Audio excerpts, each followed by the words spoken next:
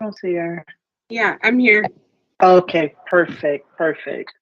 Well, it is exactly 6 o'clock, so let's get started. Good evening. This is Board Chair Johnette Richardson. Thank you for joining tonight's new charter application work session.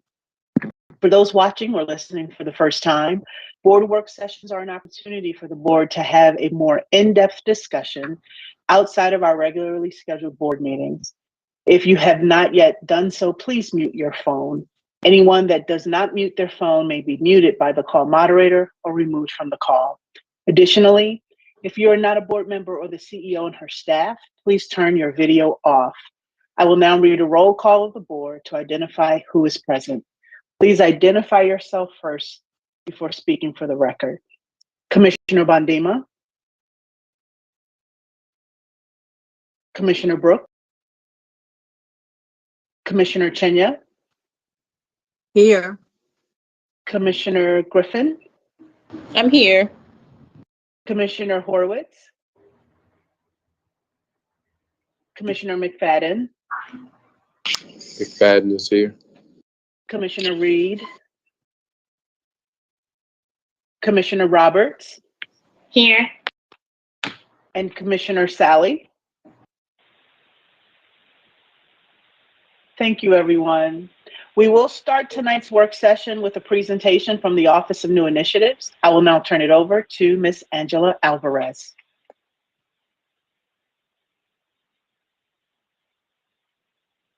You think I would stop doing that. Good evening, Board of School Commissioners and members of the public. So we're excited to have you tonight, where we share the CEO's recommendation on a new application, as well as have an opportunity for the applicants to present to you and take questions from members of our board.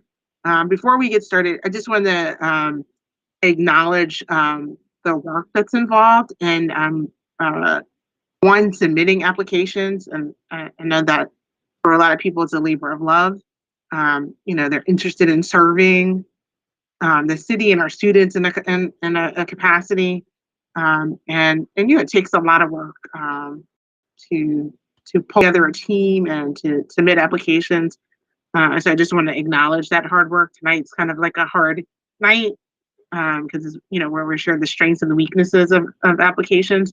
But I just wanted to be on the record clear that we acknowledge the work and the commitment that goes into even submitting an application in the first place.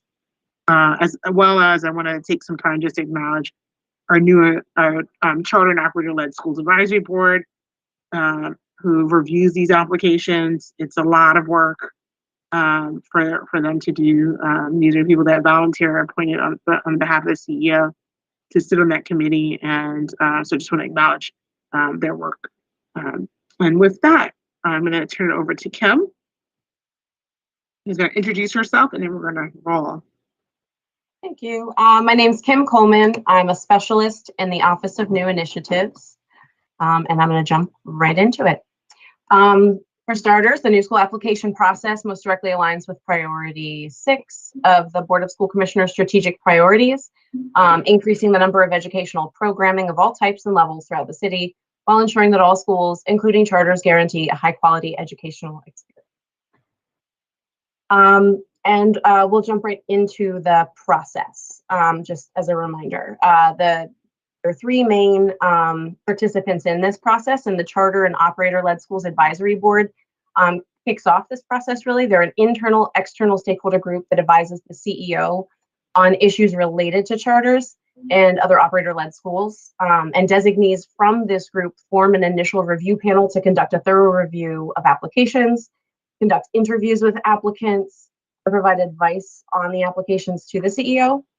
Based on that information, the CEO through her staff might ask for supplemental information, and that supplemental information is also considered in the process and the development of the CEO's initial recommendation. At this point, the applicant has the opportunity to present their application directly to the Board of School Commissioners and submit additional supplemental materials that might arise from this work session tonight. And then the CEO will finalize her recommendation to the Board of School Commissioners based on her review of the application, the advice from the advisory board, the testimony tonight at the work session and all supplemental information provided by the applicant within the process. And ultimately, it's the Board of School Commissioners with the deciding authority.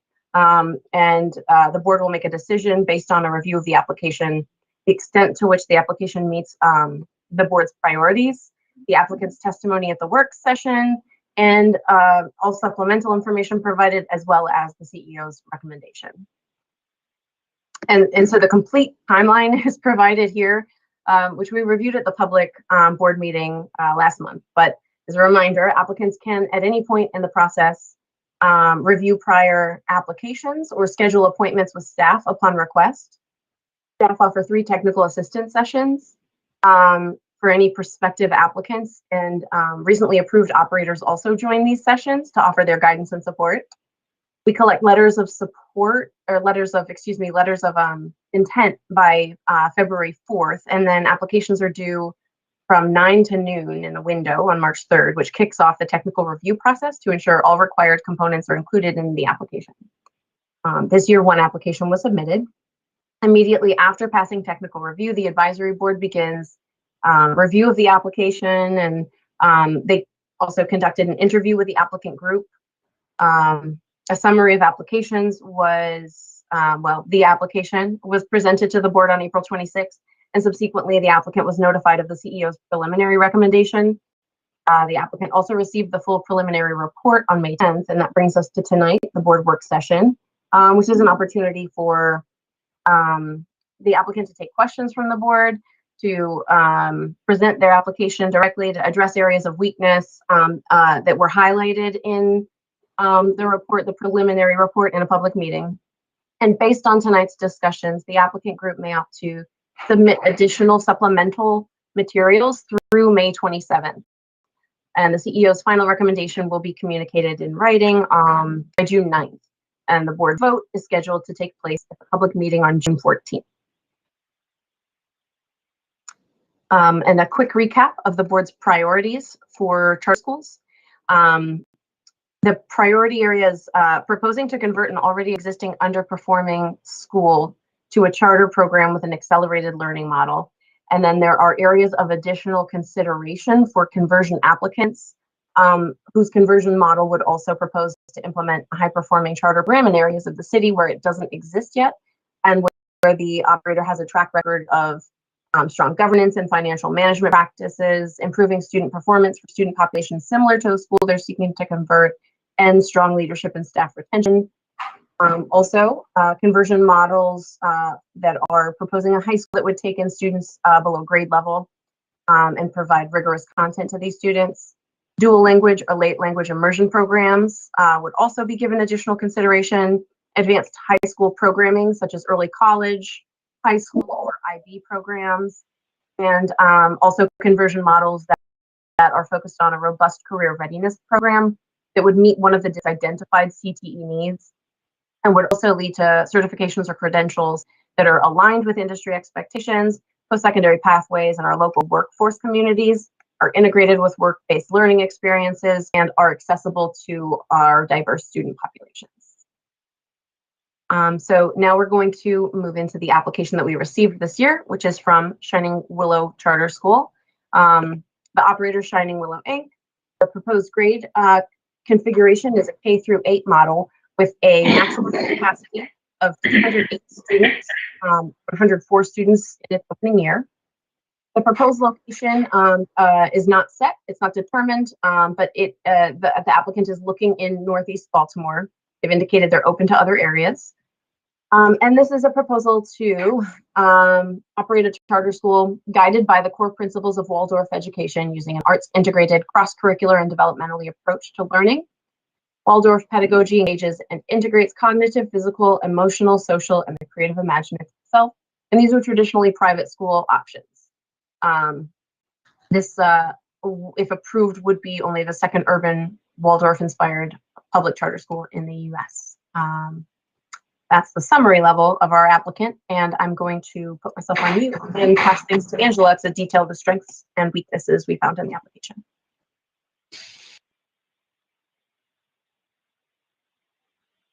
Angela, you're muted. I did it again.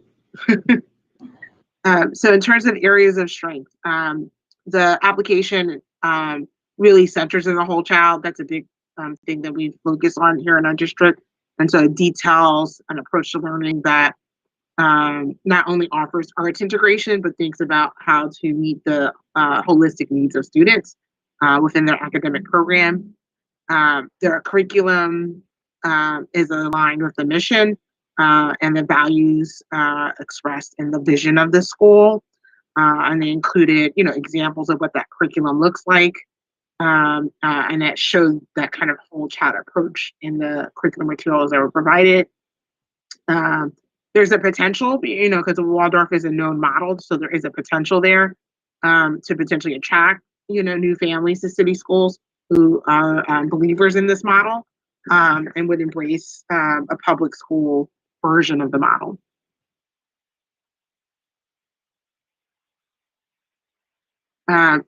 And so there are also some areas of weakness. The first, it doesn't clearly align to one of the priorities or meet an unfulfilled need in our district. There's also, we have concerns about the whether or not there's really a demand for the model.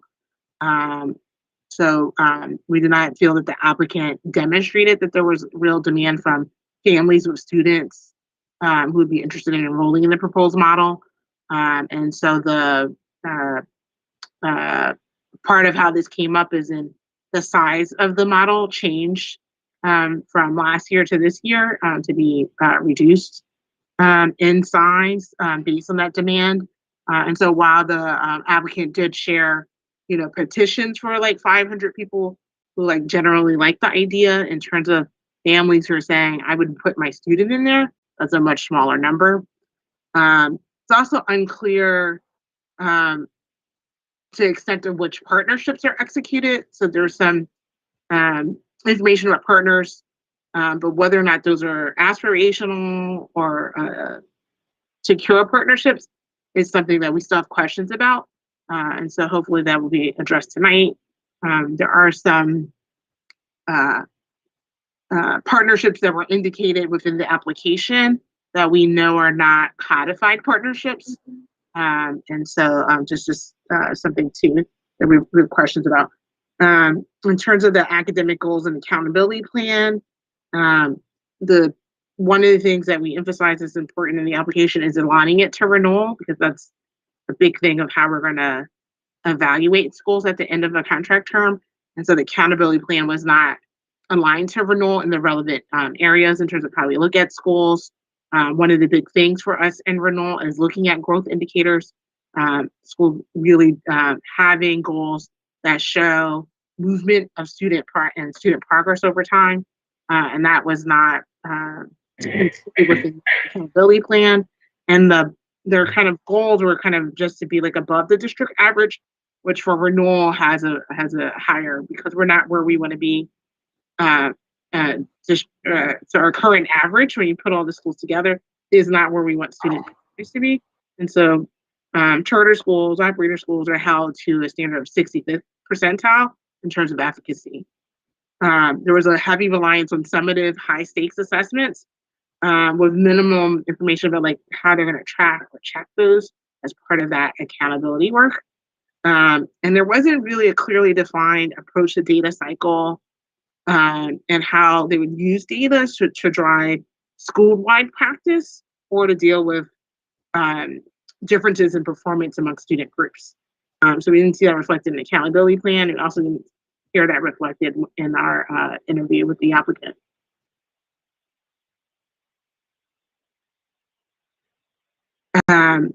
Another area of weakness is in dealing with different student needs, different populations of students. And so while they have an outline for how the process for identification of placement of students with disabilities will work, there wasn't a real evidence of showing of what that looks like in terms of how you align this approach with providing services to meet the needs of students who are identified for meeting students with disabilities is high level or superficial. And then the examples around accommodations that were provided, in addition to being kind of high level or vague, were not representative of the students with disabilities that we see within city schools. And so we expected to kind of see that within that, within the application. And sort of a cognizance and awareness of like who our students are, who are the students that the applicant is likely to see if we were approved by school.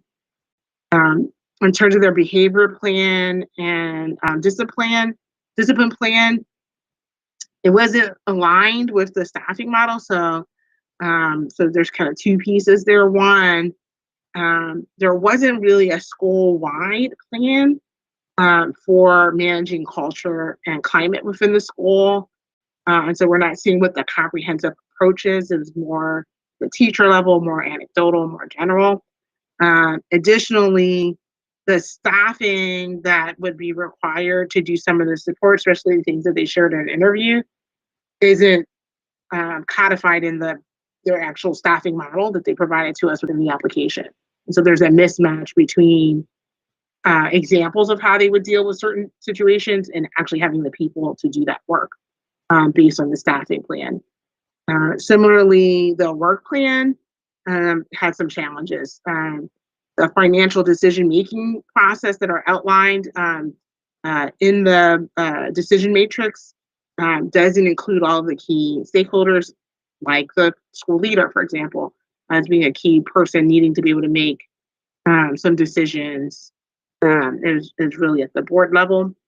Major milestones for operationalizing the model seem to rely on a founding board. And so it was not unusual for a founding board to do a lot of work on their own time to support the lift of a school.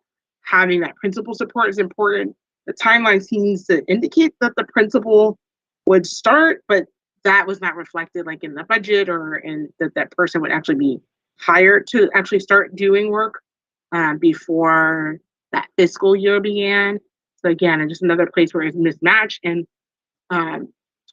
we see that schools need some staff that is limited, but some staff that they're paying to actually do some of the pieces, especially as we head into the spring before school opens.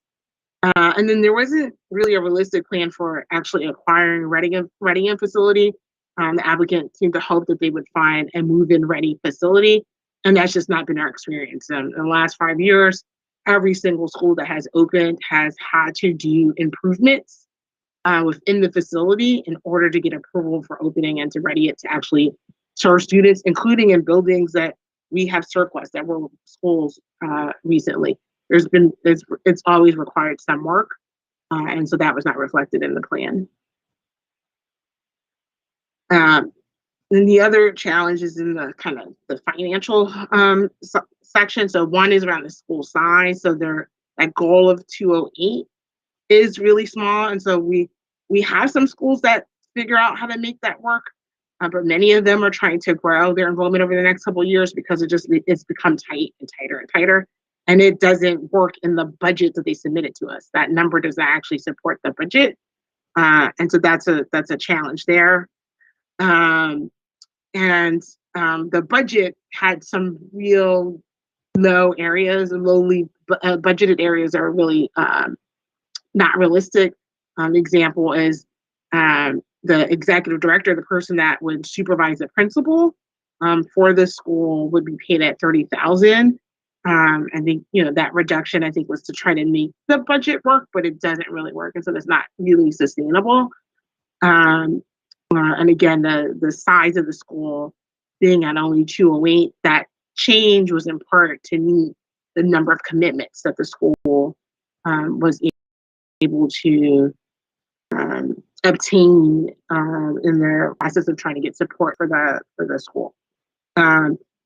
Additionally, as I mentioned before, there are certain positions that were not included in the budget that are necessary, like the IEP chair, the social worker, the office manager, the school secretary.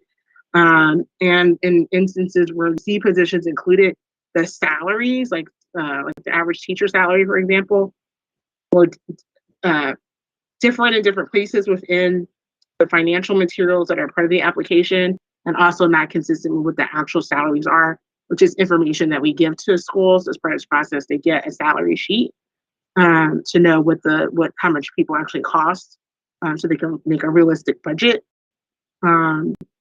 Transportation was another line where there was a lot of areas of inconsistency for how they budgeted, and also did not match in a number of places. And so that goes into that third thing, where the budget numbers weren't really aligned or didn't add up. And the fundraising, we have concerns with the fundraising plan and the contingency. So, they're hopeful to get the charter startup grant. So they're applying for that, but you didn't see a real contingency if that was not approved, how they would manage the things that are needed to really, that's the first few years are really expensive years to kind of get you off of the ground. And so we didn't really see that. And again, with the small school size, that adds to those challenges. They indicate they set aside a 5% contingency, but we don't see that reflected in the numbers in the way that we look at it. And so the CEO's recommendation, at this time, the preliminary recommendation is to not approve Shining Willow. So I'm going to call them up. This is the opportunity for Shining Willow to introduce themselves and to address these concerns and questions from the board, as well as to highlight the strengths of their idea. And so with that, I'm going to invite Corey Duggins up, and she can let her team know who she wants to kind of turn on the camera to sort of visually take a seat at the table to address the board. Sure, thank you. Angela, just to clarify, is this in this setting here is where I'm supposed to give the pitch to start this conversation, or go right into introductions? I would, because you have 4 minutes when you start, I would give the overall idea of the school. Yep. And as Okay. as the board has questions, you can use that to introduce the person that you call on to address that, if that makes sense, just so you can maximize the time. Yes. Thank you. So founding team will keep cameras off for now and just turn them on when you're receiving a question from the board. Thank you, Angela. Hello, thank you all for receiving us today. Thanks for having us back again this year. My name is Corey Duggins. I'm the founder of Shining Willow Charter School Incorporated and the current president of the board.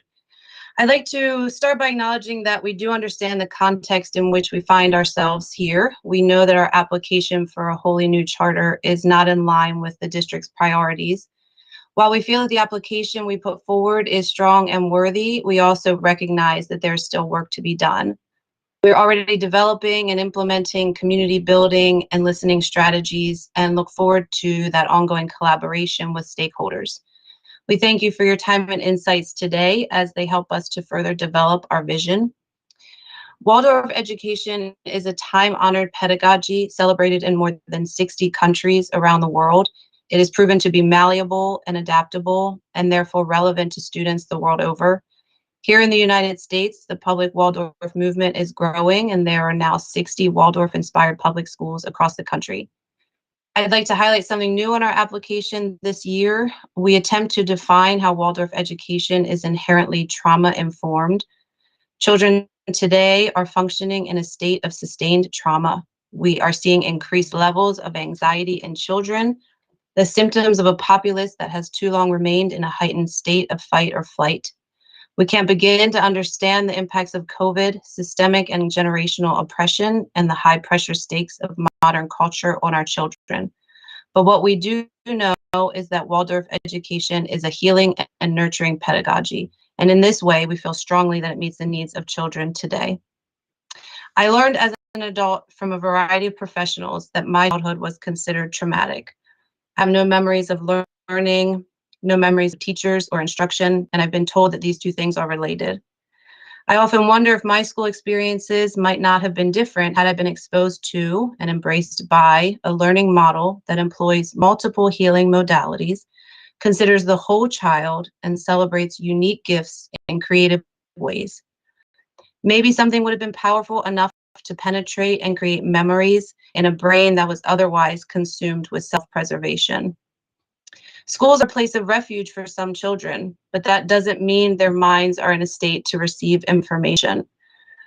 I believe that Waldorf education can serve these children for reasons further outlined in our application. We are here because we believe in alternatives to existing public school offerings. We believe in the power of Waldorf education to transform lives, shift perspectives, and build community. Shining Willow has worked to pioneer a curriculum that weaves themes of social justice with the core principles of public Waldorf education, and that also aligns with Common Core standards. The core principles of public Waldorf education are: 1, founded on a coherent image of the developing human being. 2, child development guides all aspects of the educational program. 3, inspires social change through education. 4, fosters a culture of healthy relationships. 5, works to increase diversity and access to all sectors of society. 6, embraces collaborative leadership. And 7, cultivates a love of lifelong learning and self-knowledge. The work we have done and continue to do finds its space within these pillars. Maryland Charter School law states, the general purpose of the program is to establish an alternative means within the existing public school system in order to provide innovative learning opportunities and creative educational approaches to improve the education of students. There is not currently a Waldorf-inspired public charter school in Baltimore City. In creating Shining Willow, we have established an alternative. Our curriculum is innovative, it is relevant, and Waldorf education is nothing if not creative. Can we answer all of your questions and check all of your boxes? Maybe not, but maybe there are questions that aren't being asked and boxes that are not yet written. I'm asking you to take a step back. Sorry, your time is up. If you can finish your last thought. Yep, this is the end. Let's give Baltimore families a chance to be on the front end of the curve and provide access to what is currently only an exclusive opportunity here in our city. Thank you.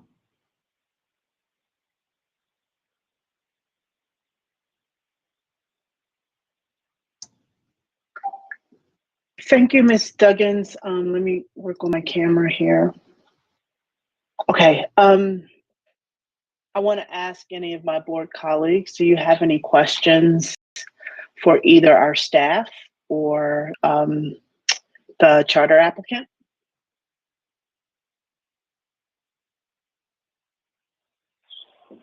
Chair Richardson, this is Darrell. Commissioner Brooke, I have a question. For sure. Go ahead. So thank you all so much for all the work. As Angela mentioned earlier, I was curious, given this moment where, again, we know that the pandemic has deeply impacted so many of our students, and the ongoing systemic inequalities that you just mentioned at the top of your context setting is really important. So I have curiosities around sort of the strategies that you would use to differentiate sort of this whole child approach, which is often sort of de-racialized and sort of decontextualized to not account for a Black student. And I'd love to hear a little bit more about intentional practices or strategies that you would actually use to make sure that whole child is not just white child, for example.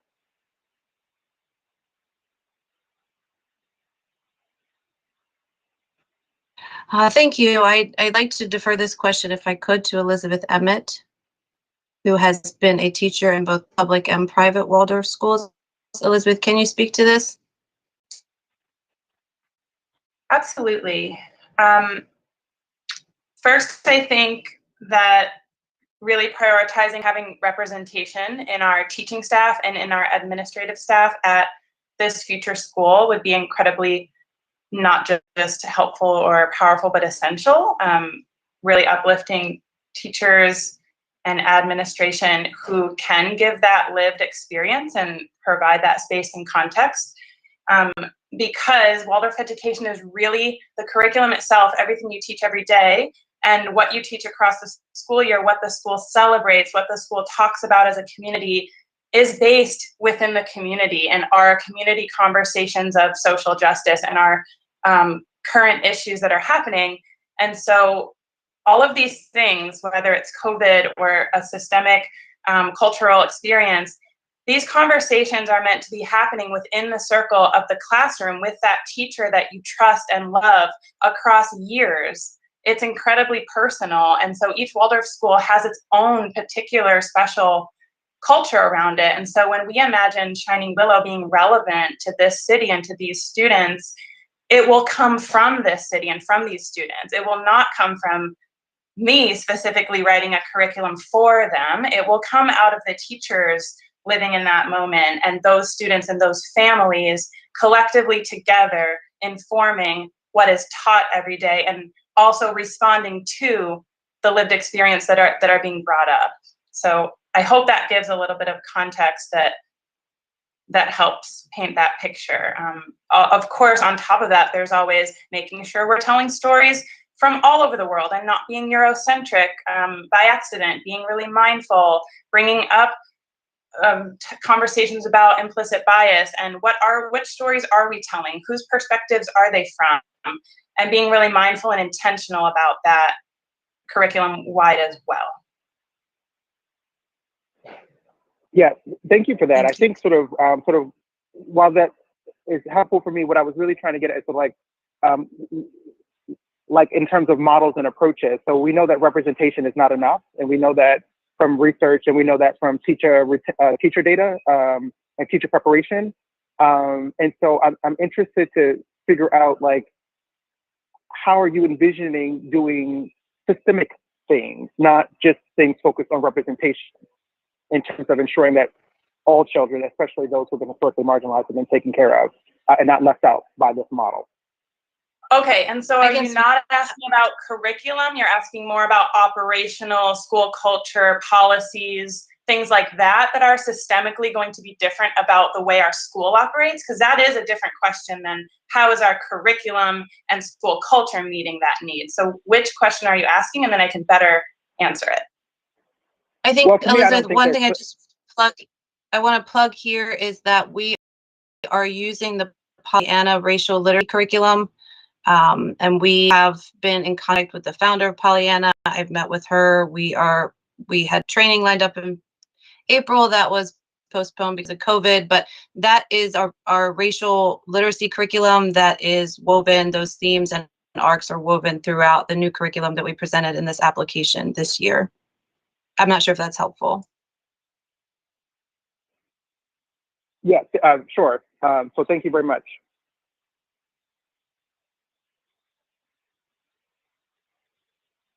Thank you, Commissioner Brooks. I see a hand up. I just don't know who that is. Can someone help me? Commissioner Chenya. Oh, okay. Thank you, Commissioner Chenya. You're on mute, Commissioner. You're on mute.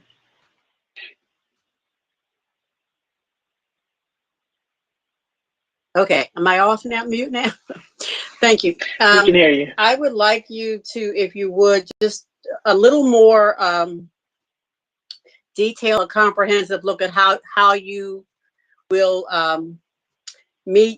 identify and meet the needs of students that have special needs. There are a pretty large percentage of our students fall into this category, but as I look through, and I remember last time looking through some of the materials, it really wasn't clear to me specifically how you will do that. And so if you could talk a little bit more about it and how staffing will relate to that. Sure. We keep sort of coming up against this question. I'm not sure that we're able to answer it in a way that seems acceptable, but we would, Waldorf education, as we've stated, meets the child where they are, and that same approach would apply to children with differing needs and different learning abilities.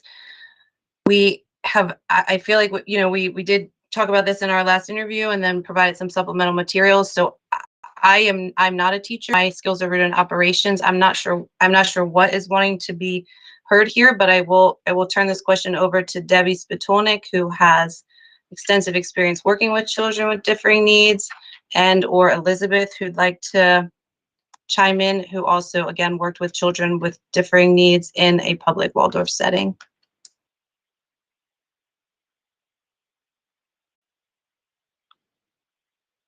I'm happy to speak unless, Deb's ready to go. I'll go next.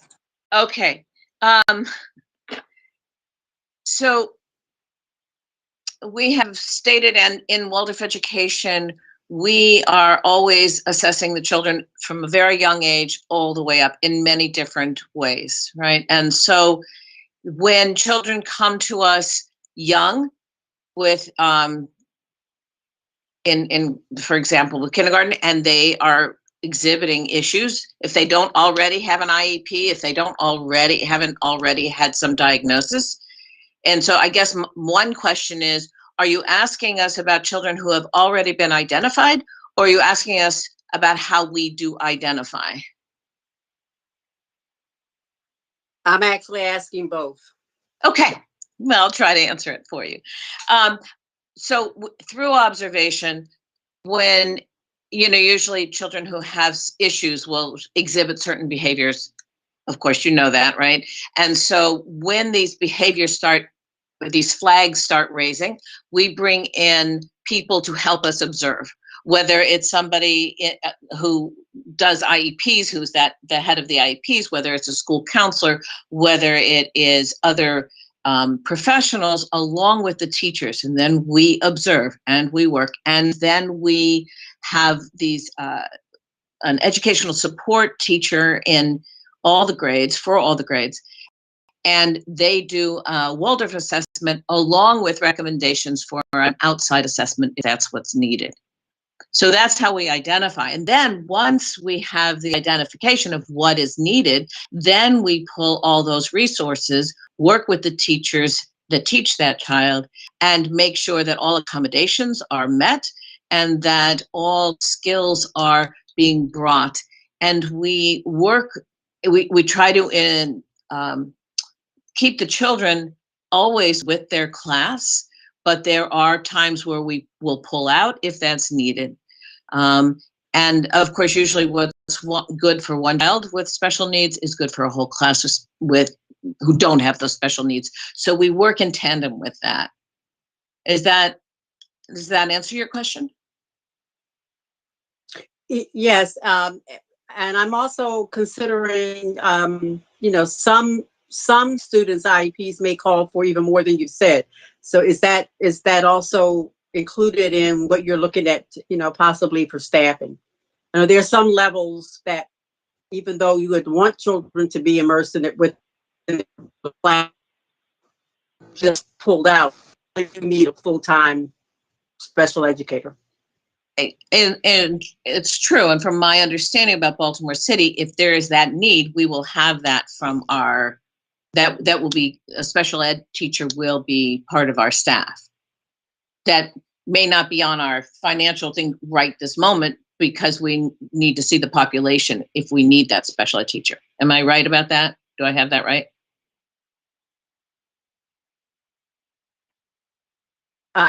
You ask. I don't know if you're asking. I'm me, asking not anybody. That's our understanding. Okay. But yes, whatever we can provide, we will provide or direct if we have to do that. Right? We meet the child and the families and work with them to make sure that we have the best education for that child and meet all their needs.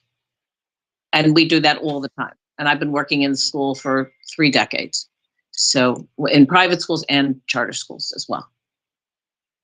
Okay. I'd love to add one thought if there is time. I think it's worth noting that this is one of those areas where, on one hand, it would look a little different than it might at a traditional school, but for the most part, what I've experienced at all of my both private and public Waldorf school experience, I've worked at 2 Waldorf public charter schools now, and I've taught and seen an array of all kinds of special needs come through our school and be met with a variety of accommodations to the specific each child. We meet whatever that need is until we see what that need is. We'd come up with meeting the need somehow. But on one hand, it shouldn't look very different, or it shouldn't be imagined in your mind so different from what you are used to in any public school as far as following early identification standards and assessments and following an IEP and making IEP goals specific and finding the right program and teacher to suit that need. The only difference would be what are those goals for that child and how do we get them to meet that goal? That might look different. There might be things that a Waldorf educator would look and see and say, I think this 3 times a week might meet that need, whereas maybe a traditional special ed teacher might say, well, I would go through this chart and have them do this 3 times a week. And so there might just be different modalities of getting them from point A to point B or meeting the goal, but the goals of an IEP would be very similar. The help and the support and the resources and the educators should all look really similar to what any other school would look like. So I think this is one of those challenging questions where we keep trying to describe that, but we keep getting asked the question. So I'm wondering what it is that isn't clear or what we need to describe better. And I'm trying to kind of just articulate that. Sure. Well, I will say for me, as I read through, a bit of it is the staffing and just the fact that I know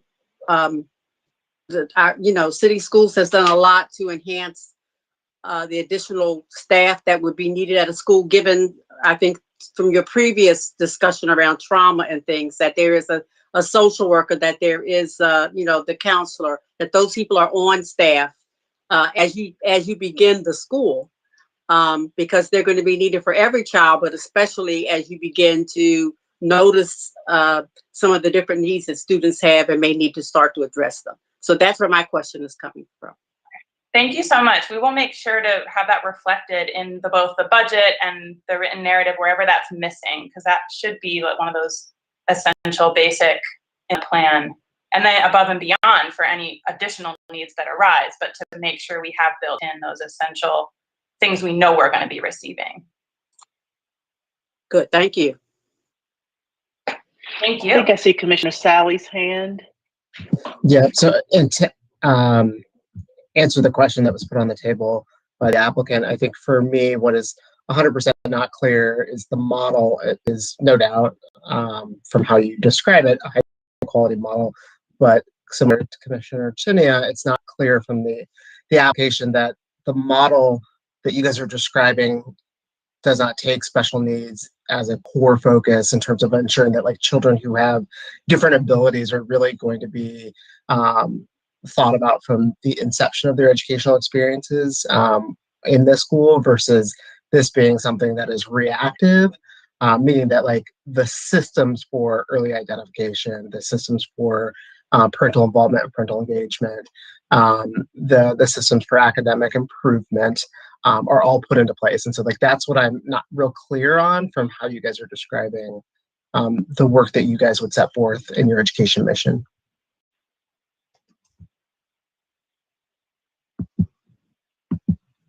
I don't know if Debbie also wants to speak. I think we both might feel similarly that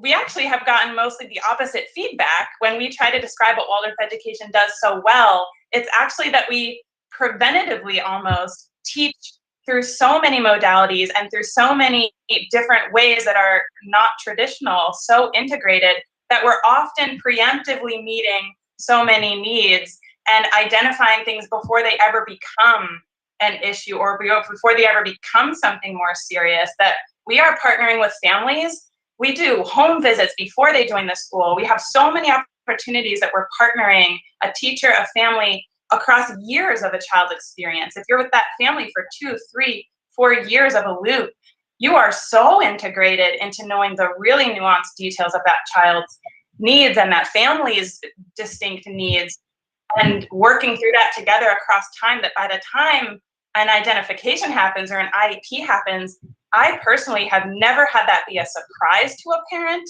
or it be, oh no, what do we do next? Because we've been talking about it probably since they were 4 or since they were 6, when we started early identifying things and putting in interventions.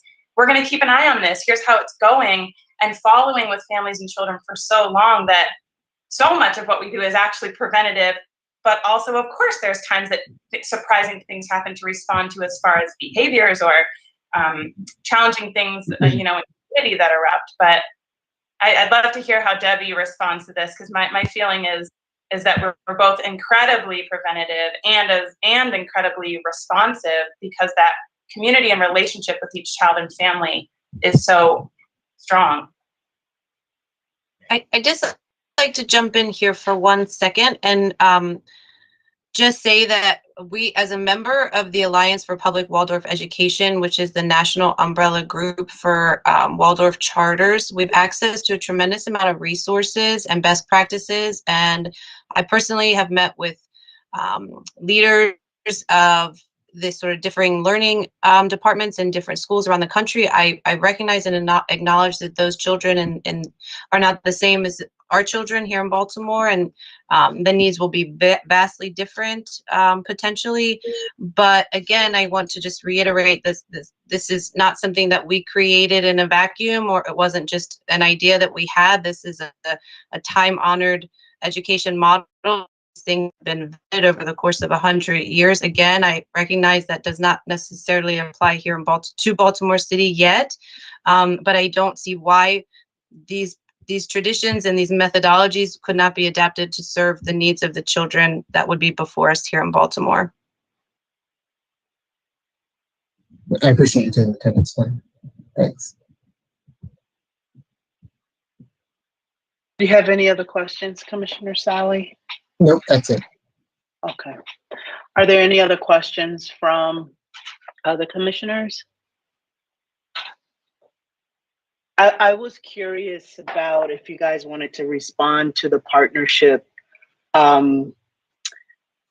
observation from the staff, and how it didn't feel like they were fully formed. So if you talk a bit about that and talk to me a bit about your community engagement.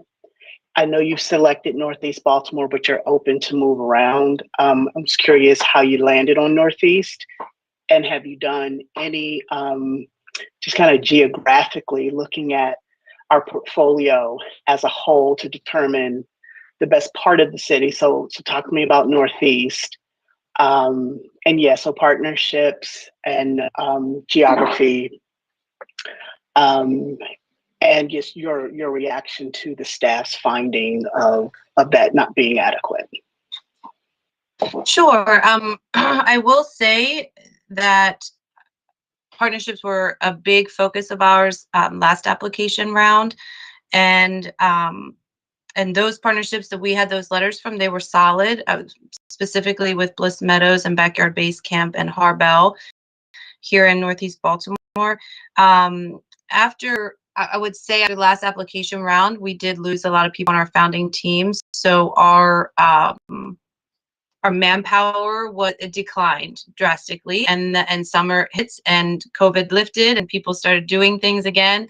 And it was very difficult to engage and get commitments to do a lot of those. The partnership would have continued to build those partnerships.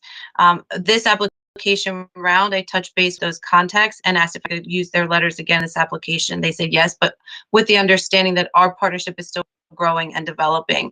I think that Angela may have been alluding to reference to a partnership with Morgan State, which I don't think we ever explicitly stated that we had coveted, although not without a lack of trying.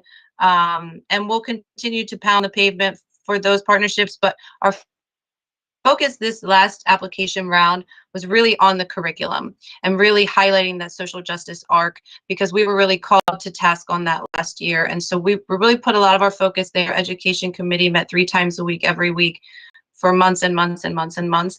And that's easier than getting people out, getting bodies out into the community. At least it seemed that way last summer and into last fall. And then before you knew it, this application round was here.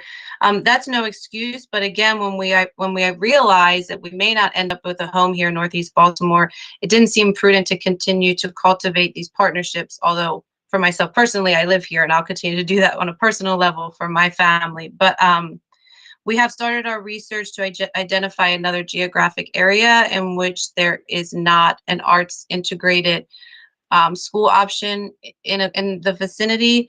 in addition to maybe an area where there's some overcrowding in schools, certainly not somewhere where there is a new 21st century school or declining enrollment in a neighborhood school. And that was a real miss on our part the first go round by identifying Northeast Baltimore. And why we chose that area initially, I think truthfully is because a lot of founding team members lived in this area.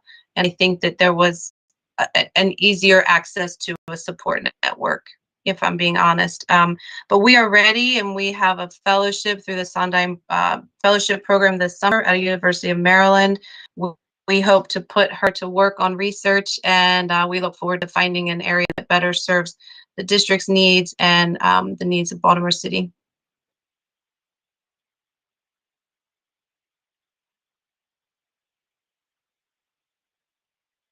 You're on mute. Angela, you passed that on to me. I'm sorry.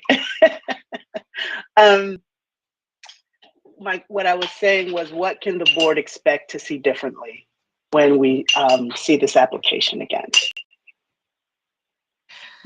Yes, I'm so thankful that you asked that question. We have, we're looking at hiring a community engagement, a consultant essentially, who does community design work and community building. Elizabeth started some of that. She just graduated from Micah's social design.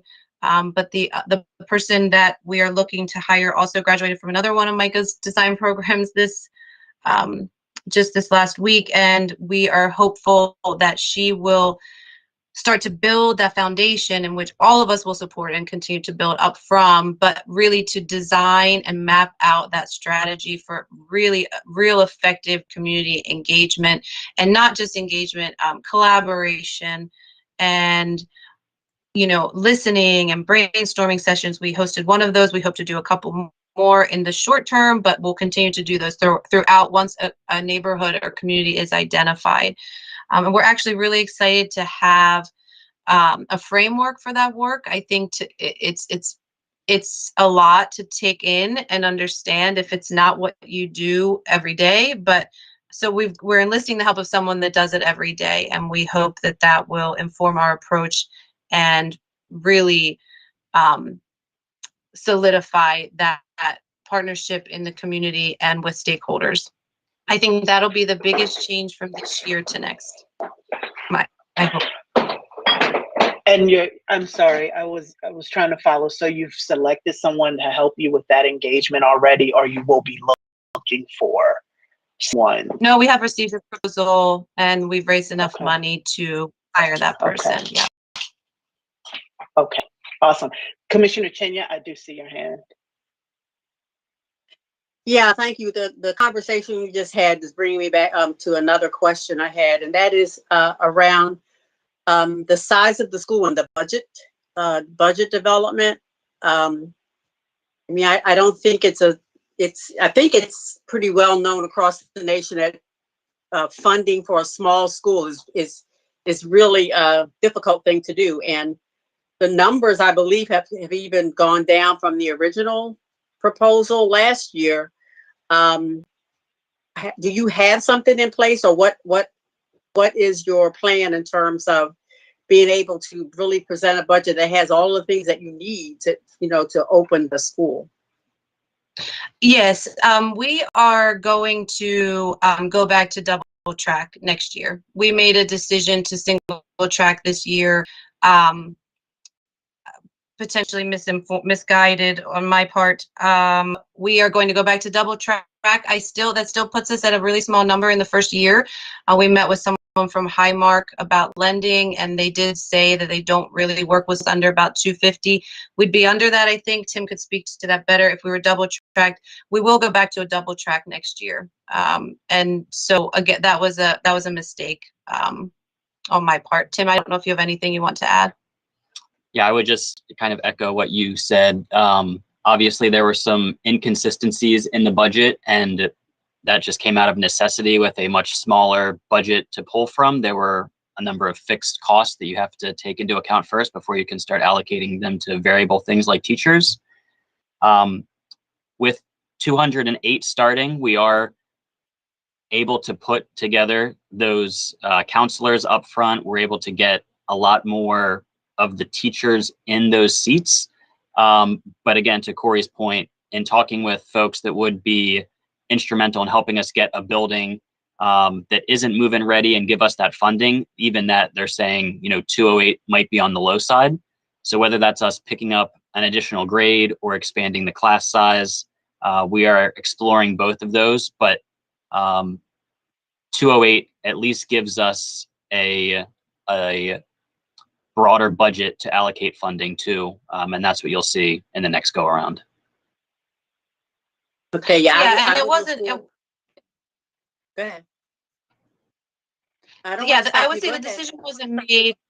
The decision wasn't made due to lack of interest or lack of demand. It was really a facilities decision and a misunderstanding on my part about a suggested metric that we weren't able to meet. So I think that we'll have a different strategy going into next year.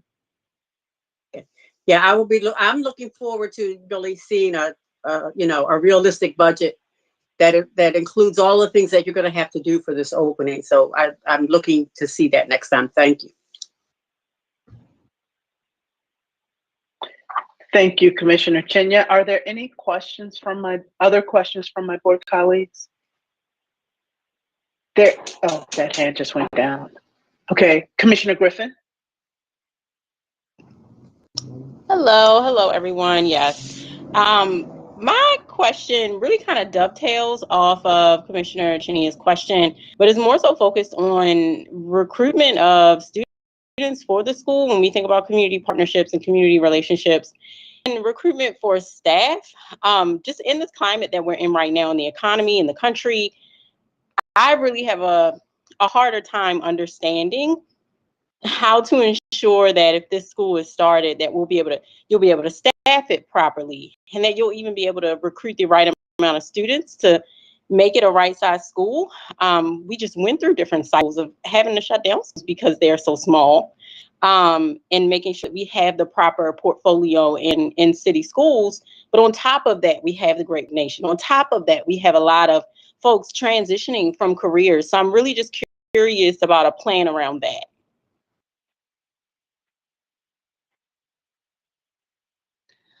Yes, our goal from the onset was to recruit teachers from Morgan, and I have met with the dean there, and then she put me in touch with the person that oversees the Department for Training and Professional Development and Internships, and I haven't been able to connect with that person. That is our hope. I understand it's a challenging time. There's so many conversations about school choice and hybrid learning models, and teachers teaching from home, teaching virtual, and so I think that it's hard to say in terms of. I think you asked two questions about recruitment and staffing. In terms of recruitment, our hope is that through the community engagement process and the strategy that we put in place to build and collaborate, really to build a school with a community, that's our goal and our hope. So I think that will serve as a vehicle for recruitment. In terms of staffing, I do think, we're in, what are they calling it, the Great Resignation. I think it's impossible to anticipate the staffing challenges that we might have 2 to 3 years from now. But I think my hope is that we can recruit locally here from people in Baltimore, and certainly to recruit a teaching staff that is reflective of the student body.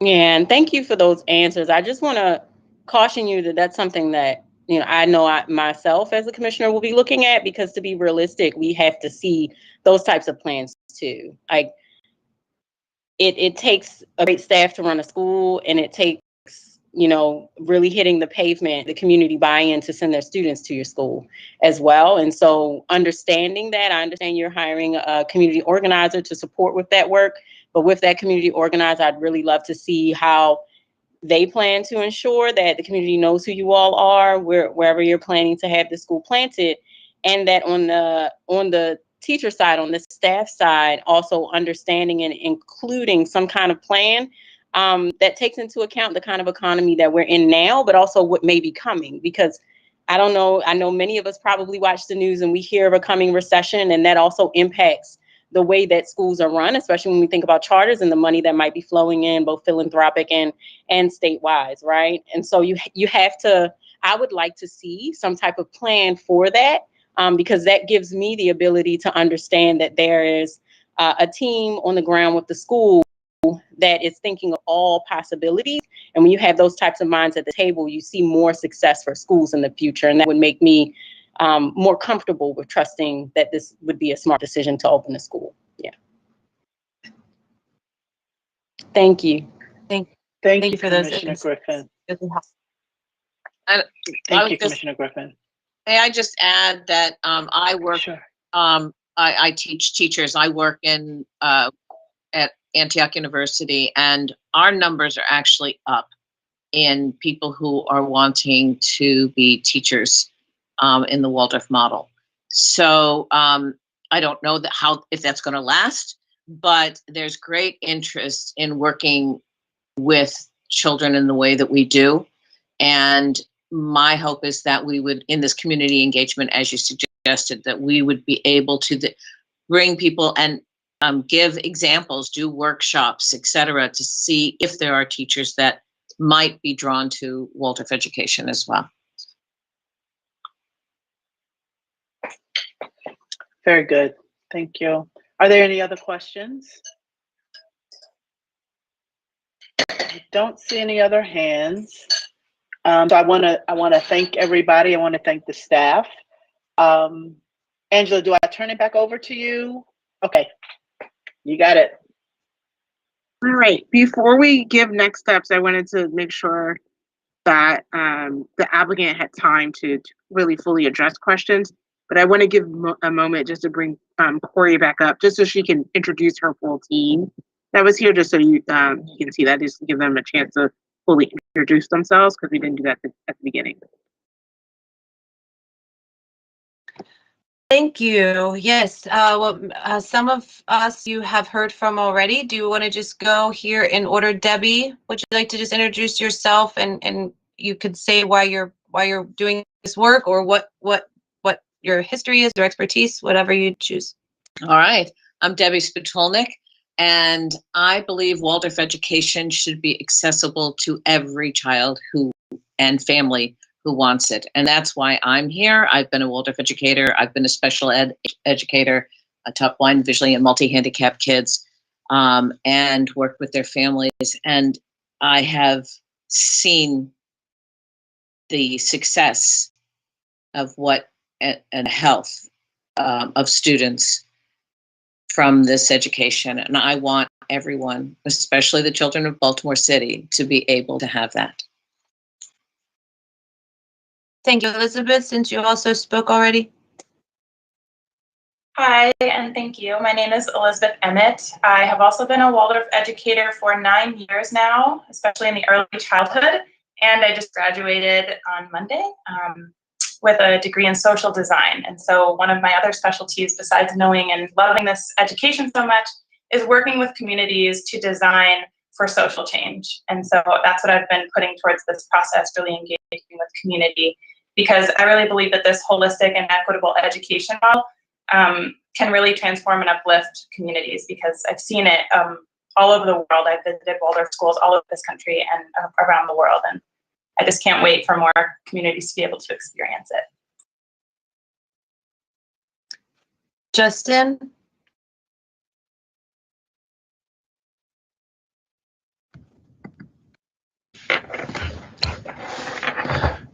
Hello, my name is Justin Graham. I believe this future school has a strong ability to adapt to the ever-changing sort of social climate of this world, and especially the students and the kids that it affects. I'm an architect locally here in Baltimore City, and I've been a adjunct professor at Morgan State for 7 years. I'm also graduated from Morgan State Universities, and I live here in the city as well. So I'm really in touch with the Baltimore City. Been here for a while, so thank you. Thank you. Tim? And if I can just jump in real quick before Tim introduces himself, if we can just keep it to like who we are and who we are part of. I appreciate, the team using this to take advantage to show more support, but just in the interest of time and just trying to be consistent with goals. If you guys can just introduce like who you are on the team, just share a little bit about yourself. That's perfect. Thank you.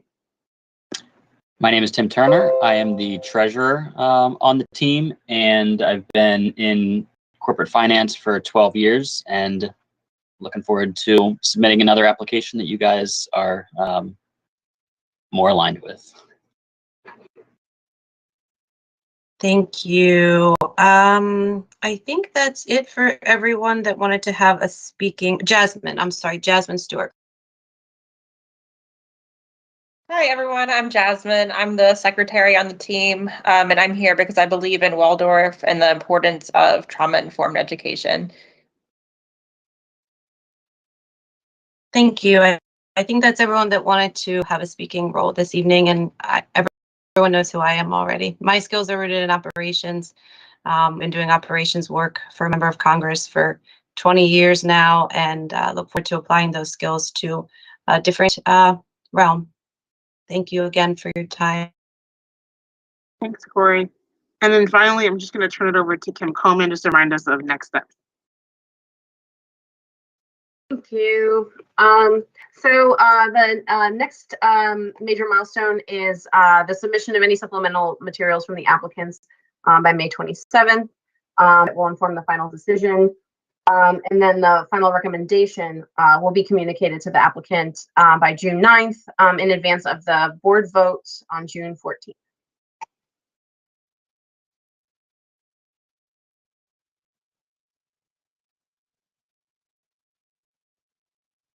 You're muted.